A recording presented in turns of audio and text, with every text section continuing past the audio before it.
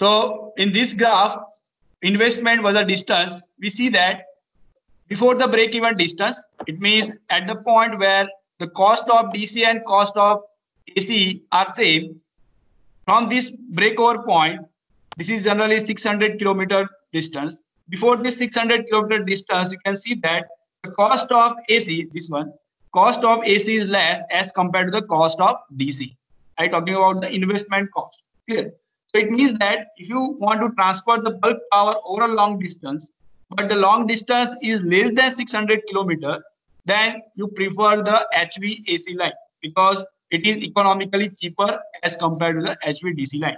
But when you go for a distance more than 600 kilometer, if you want to transfer the bulk power over a long distance, means more than 600 kilometer, then you can go for the HVDC line. Because you can see that here in the graph, the cost of HVDC is less as compared to the cost of HVAC. We take the example that here at 700 kilometer, see the cost of DC, C3, and cost of AC, it is C4. So you can see that C4 is higher than C3. Clear? So because of this reason, we generally use the HVDC for large power transfer over a long distance. Here the meaning of long distance is that more than 600 kilometers. Clear, all of you? Another advantage of DC line is that asynchronous operation is possible. So what is the meaning of asynchronous operation?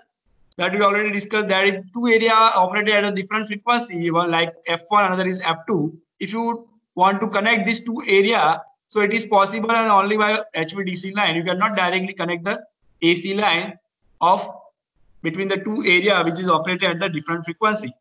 Clear? Because you must connect the line between the two areas which is operated at the same frequency for the synchronous operation of the AC system. So when you connect the DC line, there is no requirement of synchronization. So here at this side, F1 side, you convert this frequency, suppose it is 50 Hz to DC, and then this convert DC to 60 Hz AC at the receiving side. So by this way, you can connect the two different frequency network through the HVDC line. So that's why asynchronous operation is possible in the HVDC line, where it is not possible in the HVAC line. So this is another advantage. Third advantage of HVDC is that not switching transient is required. No switching transient happens in the HVDC line because there is no LNC. As we know that in the power quality, that the transient happens because of the inductive component or capacitive component, or you can say that any reactive component like LNC. You know that in the HVDC there is no reactive component, only resistance. So there is no chances of occurrence of any switching transient. So this is another advantage. Fourth one is no transmission of short circuit power. That we already discussed that by example, that suppose any at one bus, number of line is connected. Here. So here I will connect the three line, 1, 2, and 3. After that, you connect the another fourth line. So what happens once the fault happens at the bus side here, you have to require the replacement of the circuit breaker because you design all this breaker based on the maximum value of the fault current here. Clear? So when you design this bus, where only at that time only 3 line is connected and fault level is maximum 40 kiloampere, so you design this circuit breaker only for 40 kiloampere. Clear? But when you add another line, because of extra loading or high loading condition happen in the line, so if you connect any other AC line here, then that creates the problem because this line also contribute into this fault current. Clear? So when you connect the AC line at the bus, you require the replacement of this breaker because fault level is increasing here more than 40 kiloampere. Suppose it is 40 kiloampere fault level and you use here the breaker of 40 kiloampere rated, so you require the replacement of this breaker if you connect the AC line directly here. But if you connect the HVDC line, then during the fault condition at the bus, by the converter control action, you can open this line. So this line not able to contribute in this fault current. So the fault current level is remain as it is 40 kiloampere. So there is no requirement of replacement of the circuit breaker. So this is the advantage of using the HVDC line at the bus. So that's why this is the advantage, that no transmission of short circuit power, because by the HVDC control that open the line and not contribute here into the fault current level. So the rating of circuit breakers remain as it is. and will operate under the full condition. Otherwise, you require the replacement. Next, fifth one is the no compensation problem in the HVDC line. As we know that in the HVAC line, there is a distributed inductance and capacitance is formed because of charging capacitance, as well as the inductance formed because of the property of the conductor. Clear? But it is not possible in case of HVDC because HVDC has only resistance. Clear? So as we saw that in the HVAC, because of this distributed capacitance and inductance, at the receiving side, sometimes because of overload condition, voltage is less than supply voltage. So at that time, we require the compensation. Clear? There are both two type of compensation required, like under over voltage condition or under voltage condition. As we know that under voltage conditions, we require this thyristor switch capacitor or any other flex device which provides this sufficient reactive power to maintain the voltage at this bus. Or under voltage condition, when receiving end voltage is more than the sending end voltage, at that time we require to absorb the extra reactive power. So in that case, we use the thyristor control reactive power. So thyristor control reactor. Here. So in generally, we require the flex devices at the receiving side, or we require the capacitor bank or reactor for the compensation in HVAC line. But here in the HVDC, we not require any compensation because we transmit the only active power. So there is no change in the voltage at the receiving side. Whatever voltage at the sending end side Vs, same voltage you get at the receiving side. So there is no problem of voltage unbalance. So there is no requirement of any compensation device. Yes, we require the reactive power source at the receiving end at the both the terminal. We will see later on why we require the reactive power source. But in between the line, we not require any compensation. You can see that in the HVDC line, HVAC line, we require the compensation sometime in between the line. Because between the line, sometimes voltage becomes very high as compared to supply or very low as compared to the supply. So to maintain the regular voltage or per unit voltage throughout the length, we require the compensation. So this is another advantage of using the HVDC. Next one is sixth is low short circuit current. So this advantage also related with the fourth one. Here, low short circuit current, because you can see that here, the short circuit current level at the bus, that is depend upon the how many lines contribute to this fault current. So if you connect the HVDC line here, so it is not possible by this line to contribute into this fault current, because by the converter action, you open this line. So only these three lines contribute to the fault current or short circuit current. So that's why when you connect the HVDC line, the short circuit current is very low. Clear? So this is our advantage. And seventh, last one is the fast fault clearing time. So as we already discussed that in HVAC, we use the breaker or we use the circuit breaker and relay to protect the line. And we know that the breaker is nothing but a mechanical device. So that provides the sluggish response as compared to the electronic device. Because here in the HVDC, we open this line by using the converter operation. We completely remove the gate pulses by this converter control. So we can remove this, or we can open this line by the converter switching or converters opening by removing all the gate pulses. So this is the advantage of using the HVDC line, that fault clearance time is very low. That is in terms of half cycle or 1 cycle. Where in the AC system, minimum time of circuit breaker operation is 2 or 3 cycles. Clear? So the response of breaker or protected devices we use in the HVAC, that is takes a very large time as compared to the HVDC line. So these are the another advantages of using the HVDC line. Then we go for the disadvantage. Quickly go through this all the disadvantages. Cost of terminal equipment is high.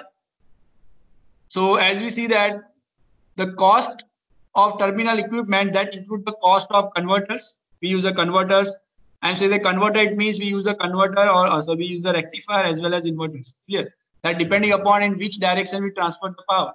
Clear? So because of the cost of converter, not only converter, we require the cooling medium or cooling facility for this converter, because it is operated at very high voltage in terms of 500 kV or 1000 kV. So that require the cooling system. Same way we require the filter, because this is a switching device, so that produce the harmonics. So to filter out that, we require the filters. And for the filter also, we require the cooling devices. And there are so many auxiliary devices at the terminal sides. So both the sides, we require the so many devices. So because of that, the cost of terminal equipment is high. Generally, below the break-even point, as we see that below the 600 kilometer power transmission, the HVDC cost is high, because of the reason is that the converter cost is very high. Clear? So this is one of the disadvantage of using the HVDC line. Second is the introduction of harmonics. Introduction of harmonics. So as we see that here, this converter, that may be a 6-pulse converter or maybe a 12-pulse converter. So that produces this order of harmonics like NP plus minus 1. So here n is integer number 1, 2, 3 up to n, and p is the number of pulses. Suppose we use the 6-pulse converter, there are number of configuration is possible of the converter: 6 pulse, 12 pulse, 18 pulse, 24 pulse, and 36 pulse. We will see later on this, what is this converter.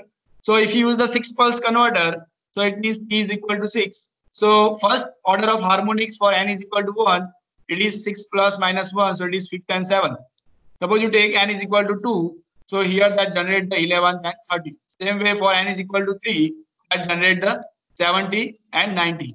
So it means that for higher number of pulses, we can reduce the lower order harmonics. But for 6 pulse, this much of harmonics generated, this value of 5th, 7th, 11th, 13th, 17th, and 19th order of the harmonics. So for that, we require the filters. Clear? So this is another drawback of using the HVDC line. To remove this harmonics, we require the filters. Third one is blocking of reactive power. So we will understand that how the blocking of reactive power happens.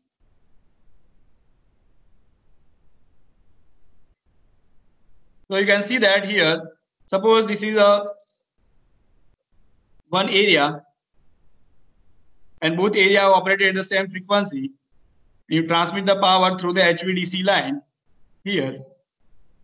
This is also operated at the same frequency. Here, as we know that HVDC line transmit the only active power. Here, but at the converter side, that requires the reactive power. Here, you will see that later on in the next slide why the converter side requires the reactive power.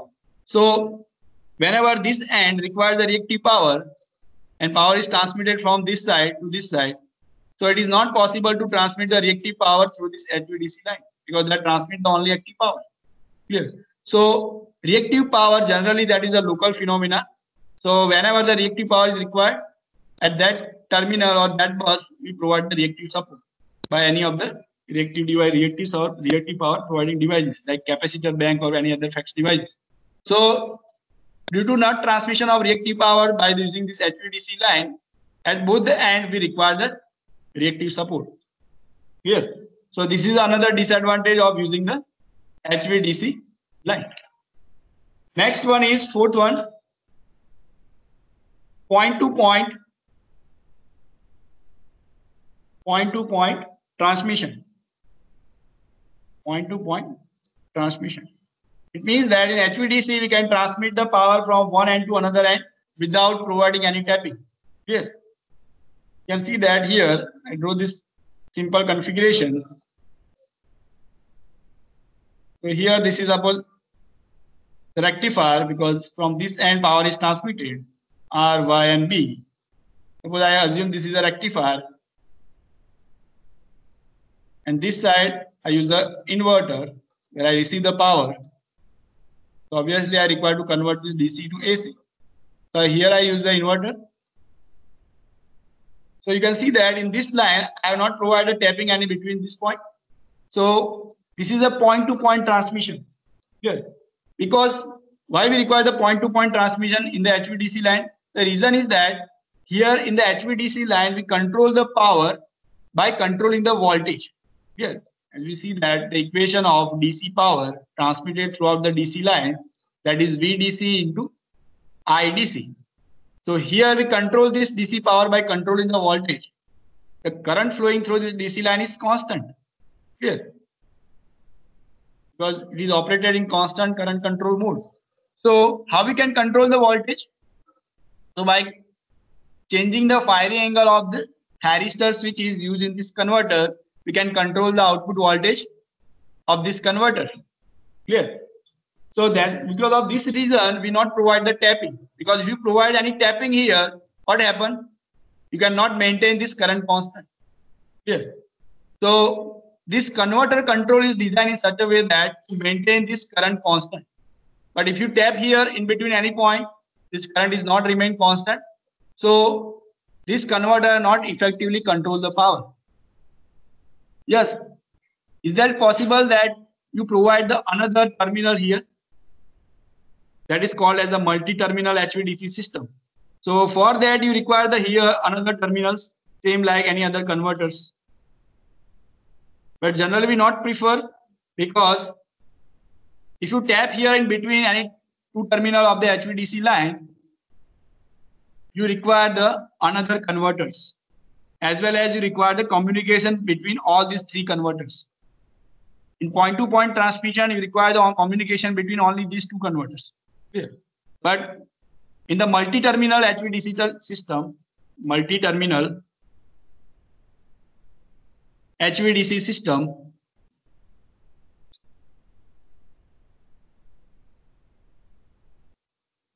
the main disadvantage that one is the cost, because you require the another converter stations.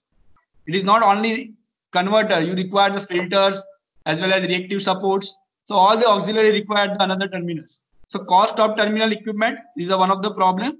And second is that the communication becomes complex or control is complex. Communication and control becomes complex. So due to this reason, generally we not use the multi-terminal. Yeah, it is possible. In some of the area we can use the multi-terminal whenever required, but generally we prefer this point-to-point transmission. Okay? To make this current constant and to vary the voltage to control the DC power throughout the line. So that's why this is a disadvantage that we cannot provide any tapping in between this HVDC terminals. Next one is fifth one, limited overload capacity. Limited overload capacity. So why HVDC line has a limited overload capacity? Because as you see that here we require the converters. Clear? So suppose this line is operated for 500 kV DC. Clear? So you design these converters or thyristors of only this 500 kV. Clear? Obviously. So suppose the voltage you require, suppose you require the more power. So obviously you can increase the voltage. Clear? Because here current is constant. Clear? So if you increase the voltage to increase the power transfer, it is not possible in the case of HVDC, because the converter is already designed for 500 kV. You cannot transmit the power at a voltage level 600 kV. What happened? If you increase the voltage, that will damage your switching devices, the thyristor. Clear? Or you can damage the converters. So overload capacity, even a short-term overload capacity is not possible in case of HVDC line. Clear? So this is the disadvantage of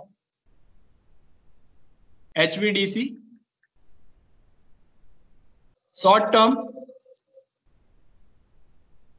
overloading is not possible. Not possible because of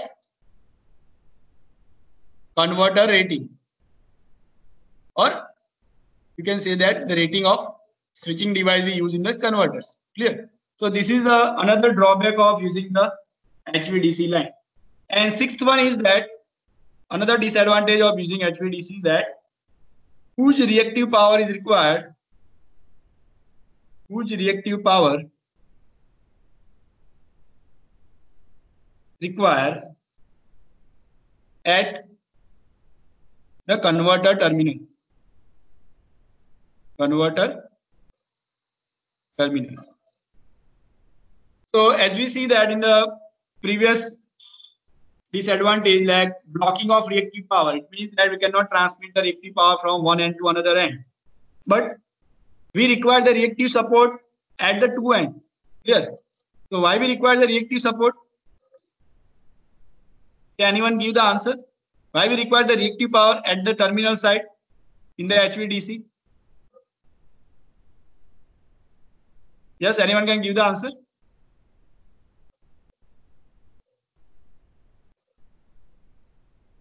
Let's understand this one. Suppose that this is any HVDC system here. As I already told you that PDC, power is controlled by controlling the voltage. The reason is same. To control the voltage, you require the reactive power. Let's understand how.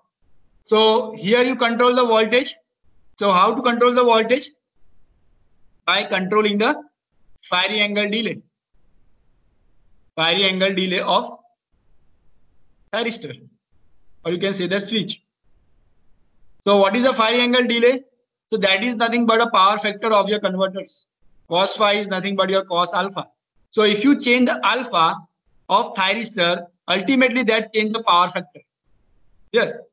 So when power factor is changed, what happens?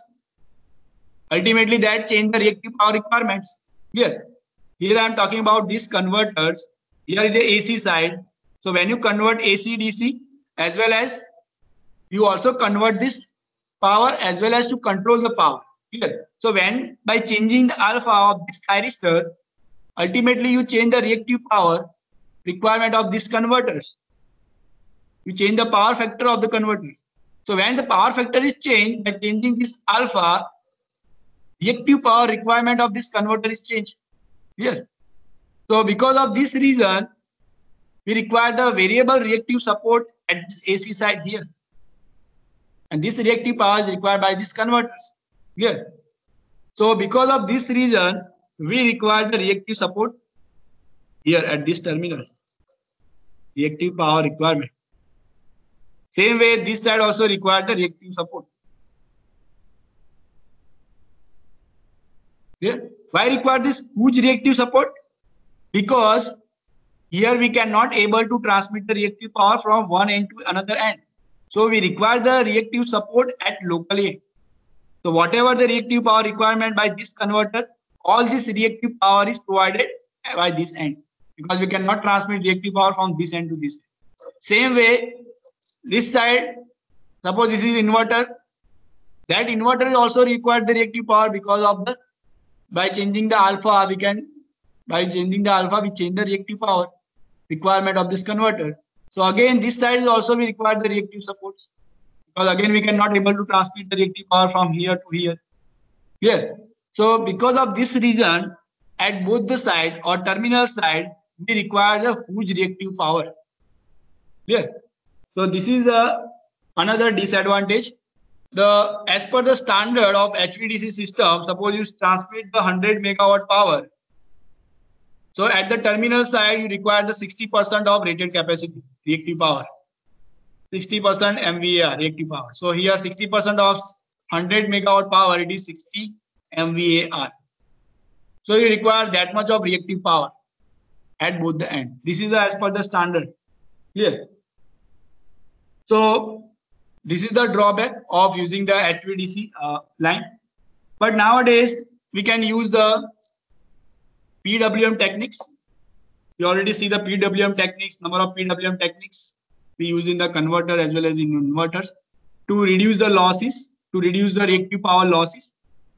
So by these PWM techniques as well as by using IGBT and GTO as a switch, we can reduce the reactive power requirement, because the IGBT and GTO is operated at high switching frequency as compared to the thyristor. So by high switching frequency operation through this PWM techniques, we can reduce this reactive power loss or reactive power requirement, reduce the reactive power requirement.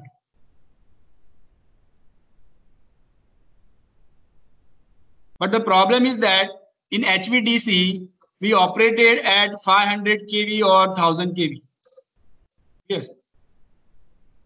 And voltage rating of IGBT and GTO is less as compared to the thyristor. You will see then in detail in the next slide that what is the different rating of voltage rating and current rating of all the semiconductor devices. So if you found that in that comparison, the thyristor has a maximum voltage rating. So that's why generally in the HVDC system, we use the thyristor as a switch, not IGBT and GTO, because the IGBT and GTO is operated at low voltage level. So we require the number of IGBT and GTO. So ultimately cost of converter will increase. So that's why we use the thyristor as a switching device in the HVDC converter, both in the rectifier as well as inverter. But in future, because of advancement in the technology, it is possible that we can operate IGBT and GTO at the same voltage rating. Now it is available for thyristor like 10 kV. Maximum voltage rating now is available for thyristor 10 kV. IGBT is less than 10 kV right now, but by advancement of the technology, it is possible that we can operate at 10 kV. So in near future, we can reduce this reactive power requirement at the terminal side. But in short, we require the reactive support at both the end. So this is the disadvantage of using the HVDC. So I hope it is clear to all these advantages of HVDC line as well as disadvantages of HVDC line. Is there any doubt? Anyone? Yes, anyone? Any doubt? Clear to all of you? All this limitation, HVAC, all the advantages of HVDC. Clear all of you? Yes? All of you please give the answer. Yes or no? Yes, sir. Okay. Yes, sir. Okay. So next topic we see that, okay, we already complete this part, disadvantages, all these disadvantages. Now next is the why right now in all the world we use the HVDC. That is only just for transmit the huge power over the long distance. No, this is not a true, because there are certain objectives. Because of that we use the HVDC line. Yes, our first objective is that to transmit the bulk power over a long distance. But it is not possible in all the countries to transmit the bulk power over the long distance, because some of the countries are geographically very short. Clear? So in that countries, we cannot able to use the HVDC line. So let's understand that objectives of using HVDC line or HVDC link. So first objective is that bulk power transmission. So as we already see in the advantage of HVDC, we can transmit the bulk power over a long distance in a very low cost as compared to the HVAC line, but above the break-even distance. Clear? So let's again draw that chart. You can see that. Suppose this is a DC line and this is the AC line cost, investment cost, and this is a distance. So as we see that this break-even distance is around 600 kilometers. So if you want to transmit the bulk power over a long distance means more than 600 kilometers, then HVDC is the best option. Yeah. So the countries which are geographically very large, like India, Brazil, USA, Canada, Russia. So all the countries are geographically very large. So in that countries, the generations are at one of the part and load center is another part. So between the generation and between the load, the distance is very large in terms of thousands kilometers. So for this distance, power transmission through the AC line or HVAC line, it is not economical. So that's why we use the HVDC line, because of the economical reason. Clear? Same like in India, if you take the example of India, we know that in the northeast, very large hydropower available in northeast. Yes. And we know that load center or huge amount of load is required at the center of the India, like in Delhi or NCR region. Clear? So we know that distance here between northeast to Delhi is around 1200 or maybe 1500 kilometers. So you cannot transmit the power through the HVAC line for this long distance because of the losses and economical reason. Here, so we have HVDC line between this northeast region and Delhi NCR. We'll see in detail discuss what are the different types of HVDC line right now in India. So because of this reason, we generally prefer the HVDC line over a long distance transmission. Same way, you can also see that in India, there is no any HVAC transmission line more than 500 kilometers. Because of the economical reasons, HVAC line is not more than 500 kilometers. Same because of the economical reason. Clear? So that's why right now in all over the world for long distance power transmission, I prefer the HVDC line is the best option. So this is the first objective of HVDC line is that bulk power transmission. Now, second objective of using HVDC line, that is back-to-back concept. Back-to-back concept. So in this concept, our main aim of using HVDC line is to control the power.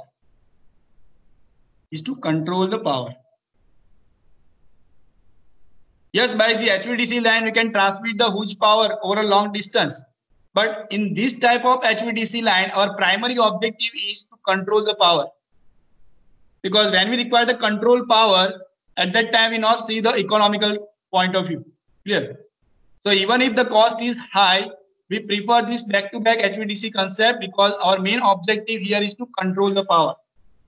So here the question is that where we require the control power and why we require the control power. Suppose that any utility transmit the power. Suppose this is a utility 1.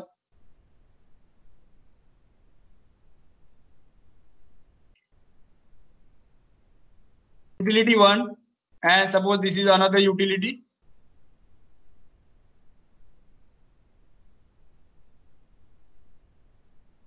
Or you can say that any transmission company or distribution company.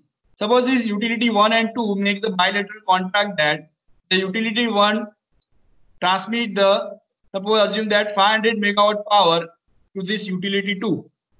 So for precise control of power from this one utility to another utility, that is only possible by using the HVDC line.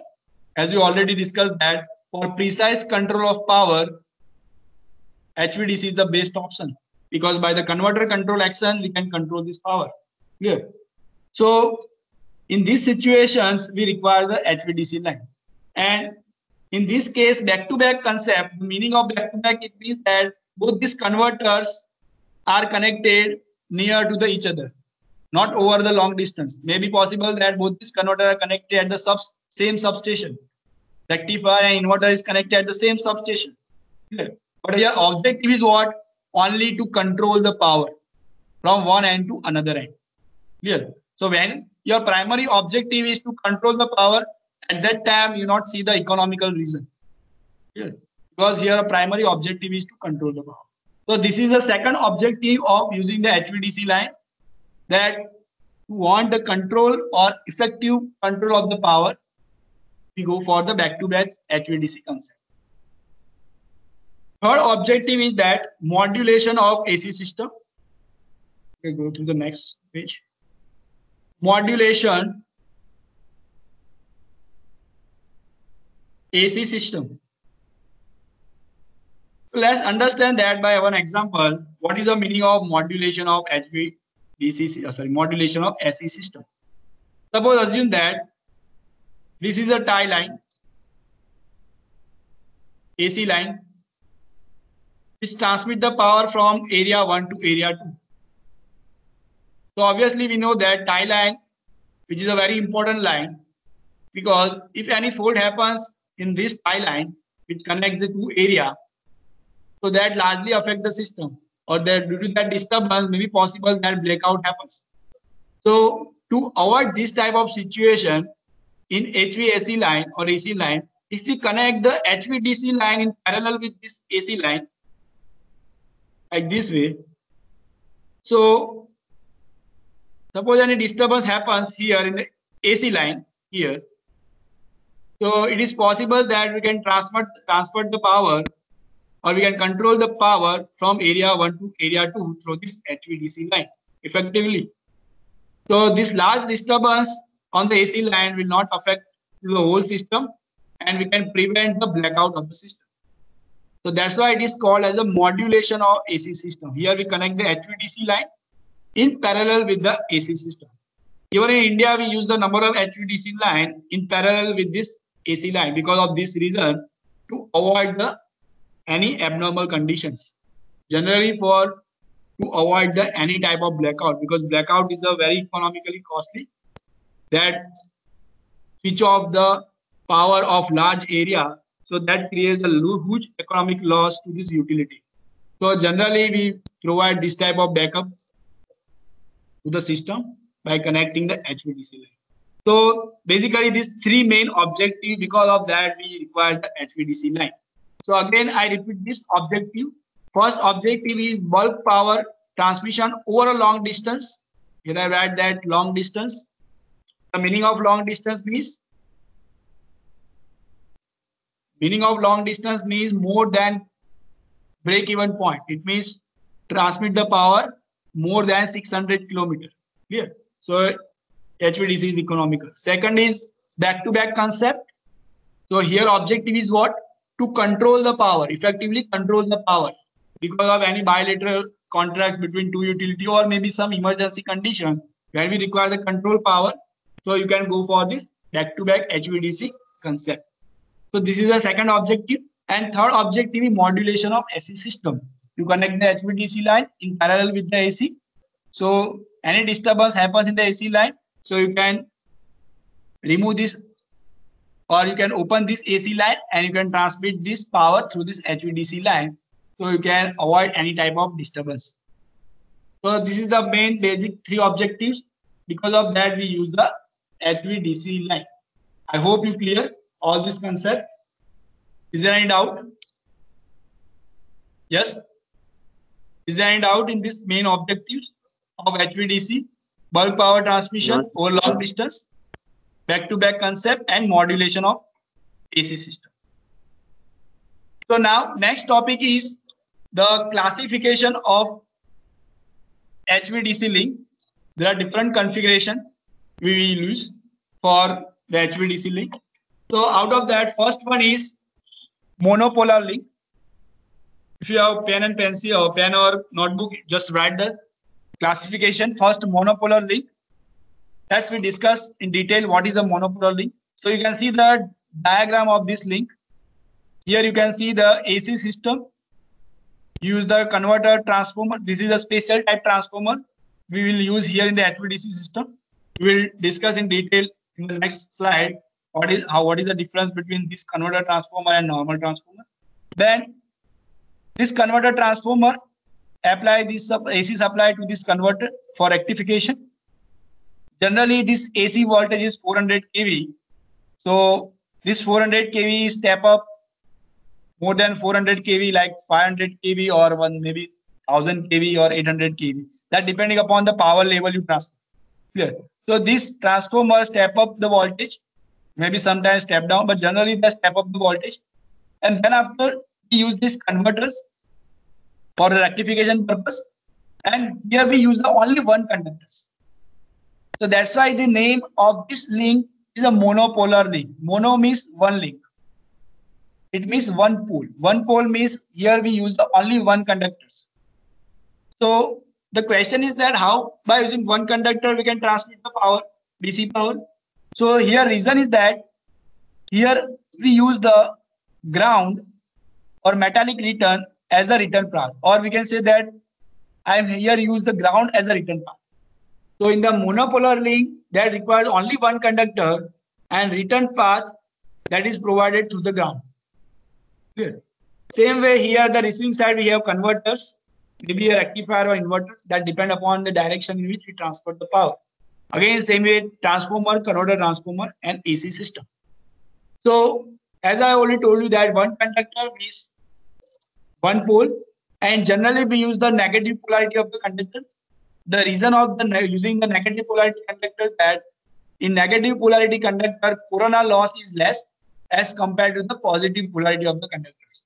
So in monopolar link, generally we prefer the negative polarity of the conductor and we use the ground as a return path.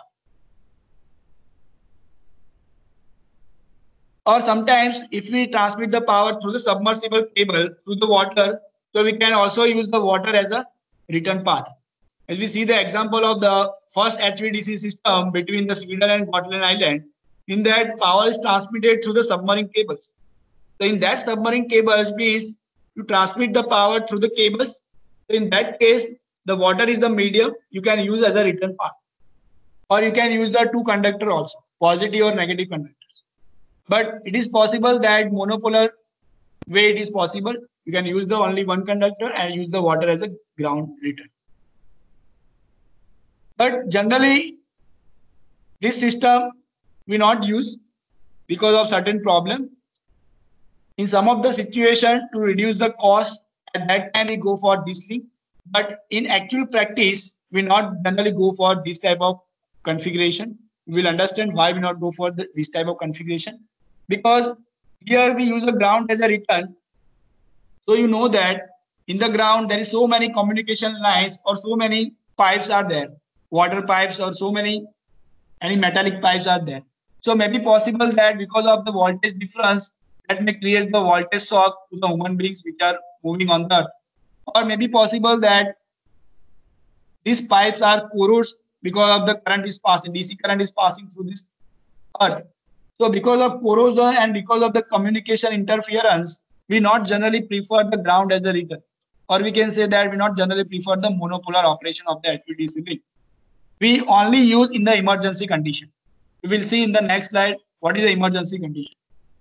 So this is the drawback of this monopolar link is that the interference, the communication lines which are grounded or that corrode the metallic pipes which are in the depth of the ground. And second problem with this link is that suppose any fault happen in the DC line on this cable, the power is completely off. It means you cannot transmit the power from this area to this area because you are using only one conductors.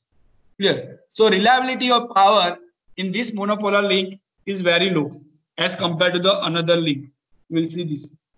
So because of this disadvantage, generally we not prefer the monopolar link. Next classification is the bipolar link. So you can see the configuration of bipolar link. Same way, the monopolar link, here we require the converter transformer, and here we require the multi-pulse converters. Suppose you use 6-pulse converter, so you require another 6-pulse converter here also. Same way, 6-pulse converter require here the receiving side or this side also, and converter transformers. So you can see here in the bipolar link, we use the two conductors. That may be one positive and one is negative. So here positive conductor that transfers the power and negative conductor as used as a return path. So that's why it is called as a bipolar link. Bipolar means a two pole means two conductors. So whatever the disadvantage of monopolar link we remove here. So you can see that here in normal condition we not transmit the power to the ground because here we not use the ground as a return path. So normal condition transfer of power in this direction. You can see that positive conductor, converter, negative conductor, and converters. Clear? So here there is no problem because of any ground as a return path. And another problem of monopolar link that if any fault happen in any one conductor, you cannot transmit the power. But it is not possible here in the bipolar link because here we use the two conductors. Suppose any fault happens in one conductor, suppose one fault happens in positive conductor. So through this negative converters, through this negative conductor, we can transmit the 50% of the rated load and we use the ground as a return path. So this is the emergency condition at that time we can use the bipolar link as a monopolar link. So now you can understand that in which situation we operate the HVDC line in the monopolar operation. In abnormal conditions, like any fault happens in one conductor in the bipolar link, we operate the HVDC as a monopolar link, and we operate the ground as a return path. Clear? So we can transmit the 50% of the power from one area to another area through the one conductor. So this is the one of the advantage of bipolar link, and generally in all over the world, bipolar link is a very popular because of these advantages. Whatever I explained, same written here. During the fault, one pole is open, so it work as a monopolar link. And another problem is that, not say the problem, but we require the two converters, extra two converters, because at both the ends, here we use the two conductors, so we require the two converter at each end. So the converter cost is high as compared to the other configuration.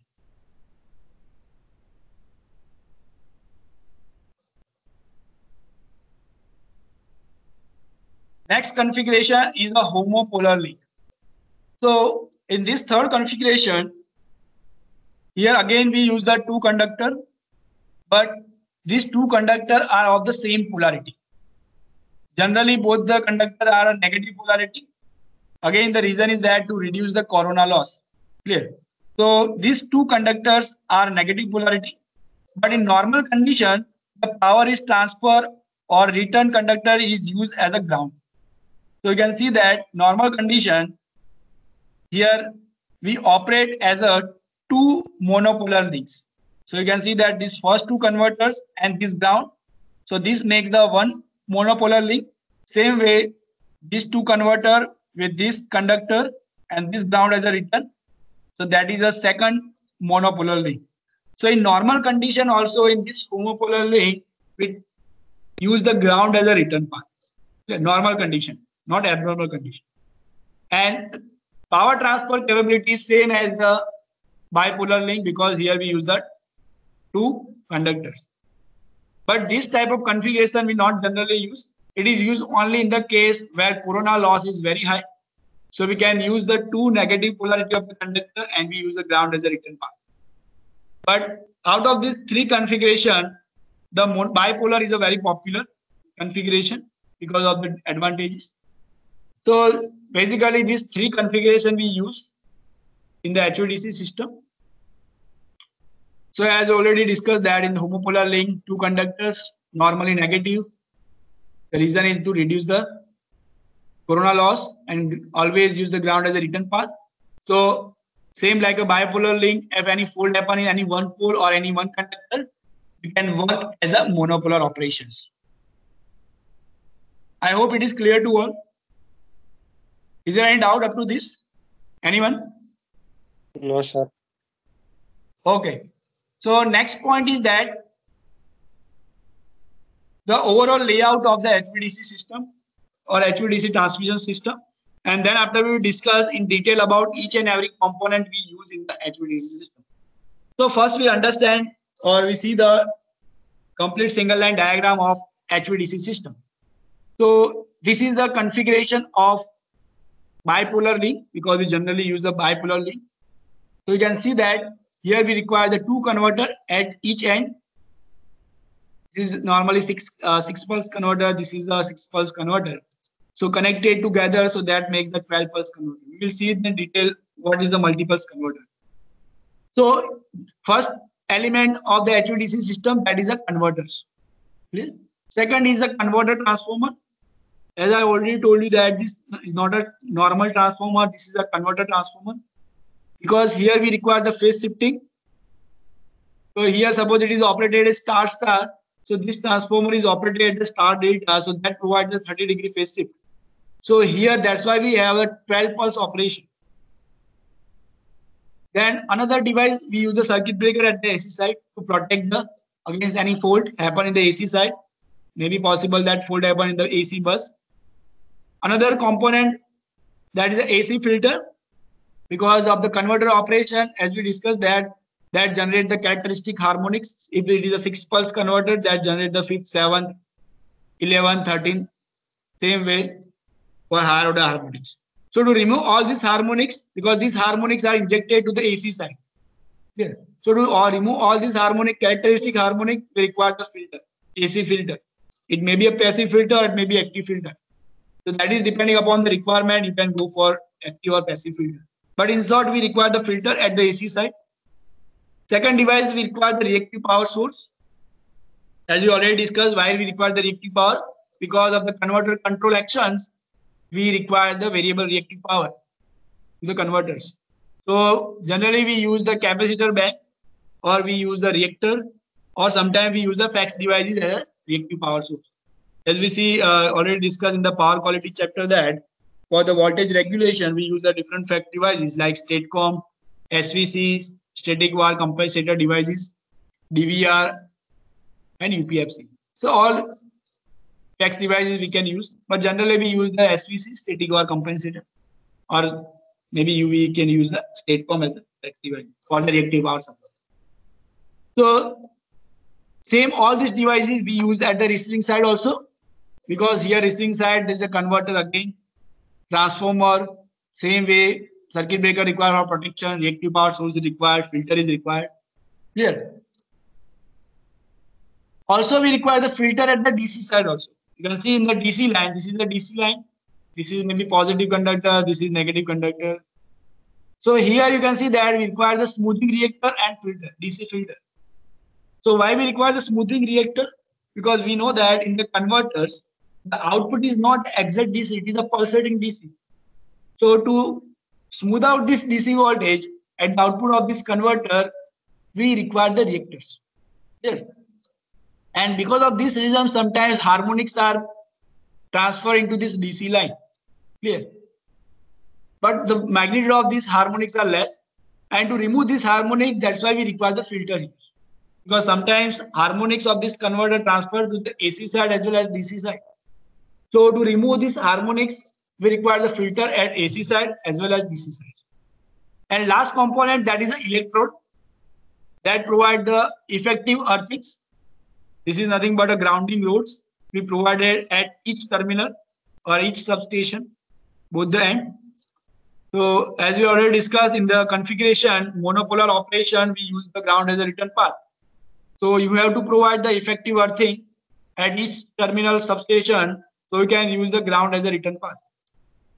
So all this component we will discuss in next slide in detail. So first component is the converters. So basically we use a multipulse converter. We'll discuss in the lab hour today what is a multipulse converter and what are the advantages of using the multipulse converter as compared to the normal 6-pulse converter. So in this converter, generally we use a 2-pulse converter, or sorry, 2 converters by connecting in series or parallel depending upon the requirement of voltage level. So which 2 converter we use? So basically depending upon the transfer of power. Yes, any problem? Sir એક 11 નિલેશનની meeting હતી તો અડધા join થઈ ગયા છે ને આપણા વાળા જ બાકી છે. Yes, sorry, શું કહો છો? સર 11:10 થઈ છે અને 11:10 ની નિલેશનની મીટિંગ છે એ ચાલુ થઈ ગઈ છે. Okay, no problem. So I leave the meeting here. Okay. Thank you, sir.